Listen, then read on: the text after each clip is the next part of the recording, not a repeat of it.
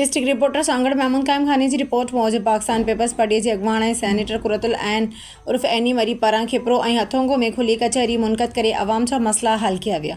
उन मौके ते मीडिया से ॻाल्हाईंदे हिन चयो त अवाम जा घणा मसला पैरवी करण सां संदन दरवाज़े ते ही हल थी सघनि था, जीअं म्यूनसिपल ऐं थाणनि जा मसला वग़ैरह जा मसला आहिनि। सैनेटर कुरतुल ऐन मरी चयो त असां अवाम जी ख़िदमत में अॻभर आहियूं ऐं माण्हुनि जी उम्मीदुनि ते पूरो लहण जी भरपूर कोशिश करे रहिया आहियूं, जंहिंमें काफ़ी हद ताईं कामयाब भी थिया आहियूं।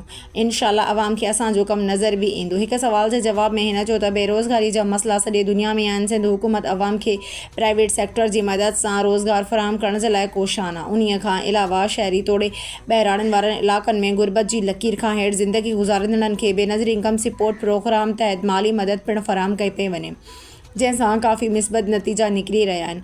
उन मौके ते additional deputy commissioner Mohammad Salim Jatoi, assistant commissioner Khipro Haji Amanullah Mari, Umar गुल हिंगोर जो चेयरमैन खिपरो टाउन इम्तियाज़ दर्ज हाजी यूनिस कायम खानी यासिर कायम खानी समेत सियासी समाजी अगवान साफ़िन वरी अंग में पिणु मौजूद हुआ।